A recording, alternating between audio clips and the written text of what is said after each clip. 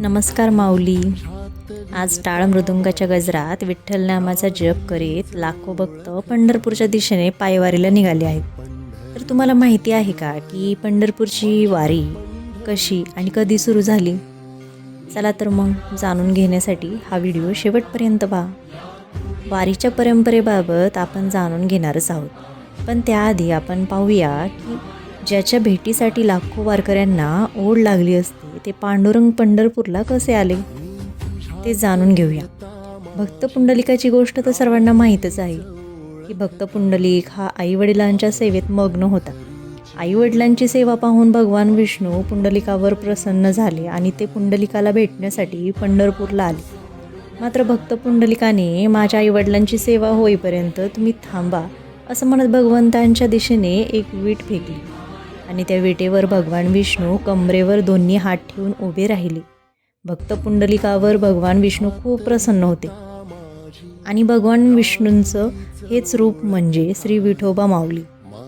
महाराष्ट्राच्या पायी केलेल्या जाणाऱ्या वारीला खूप जुनी परंपरा आहे. इसवी सन 1200च्या काळात भागवत धर्माची पताका हातात घेऊन संत ज्ञानेश्वरांनी आणि संत नामदेवांनी सर्व जाती धर्मातील लोकांना या वारीच्या सोहळ्यात सामील करून घेतलं. पुढे संत तुकाराम महाराज आणि संत एकनाथ महाराज यांनी वारीची परंपरा वर्षानुवर्षे सुरूच ठेवली.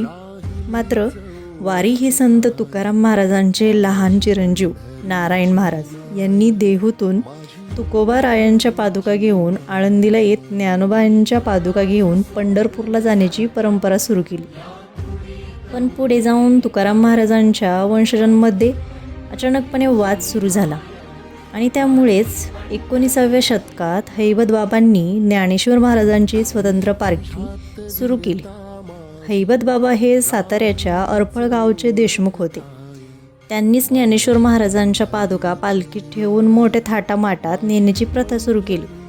त्यामुळेच आज या वारीच्या सोहळ्याला असे विलोभनीय रूप प्राप्त झाले.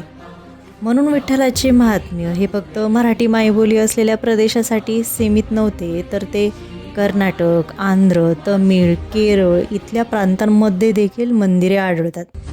तसेच तिरुपतीमध्ये पांडुरंग स्वामी हे फार पुरातन मंदिरे आढळतात.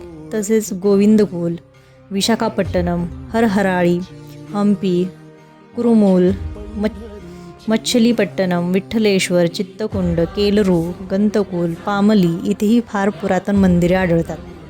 दरवर्षी लाखोच्या संख्येने वारकरी राज्याच्या आणि देशाच्या कानाकोपऱ्यातून सोहळ्यात सहभागी होतात. पुण्यापर्यंत संत ज्ञानेश्वर महाराज आणि संत तुकाराम महाराज यांच्या पालख्या येतात. मात्र या दोन्ही पालख्यांचे पंढरपूरला जाण्याचे मार्ग मात्र वेगवेगळे आहेत. असं मानलं जातं की संत तुकाराम महाराज हे पंढरपूरकडे जात असताना